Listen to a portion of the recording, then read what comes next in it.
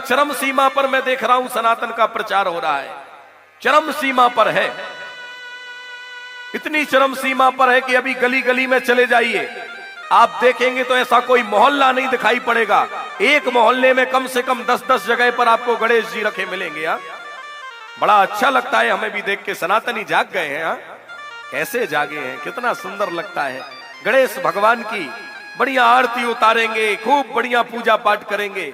उसके पश्चात पहले तो बड़ी आरती हुई, पर जैसे ही उनको विसर्जन करने के लिए जाते तब क्या होता है, जब उन्हें विसर्जन करने के लिए जाते हैं तो इन्हीं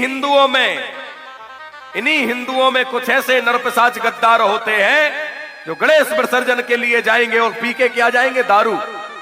पहले दारू पिएंगे, फिर दारू पी करके फिर उठाएंगे पीली मिट्टी, काली मिट्टी, गुलाल, एक दूसरे के ऊपर उड़ाएंगे, अश्लील गानों पर नाचेंगे, कूदेंगे, अश्लील हरकतें करेंगे।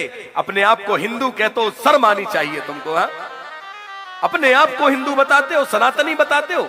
सनातन का चोला पहन करके, कुर्ता पहन करके, गले में गमछा डाल करके और गणेश की प्रतिमा को विसर्जन करने में अश्लील गाने चलाते हो, शर्म आनी चाहिए हमको हिंदू कहने में अपने आप को। हाँ, देखी होंगी ये स्थितियां आपने।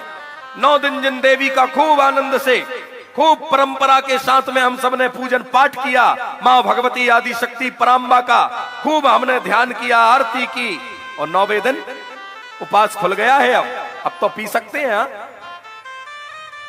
पी करके जाएंगे, पी के और खा के। यहाँ सर्वनाश, इसके अलावा दूसरा कोई उपाय नहीं है।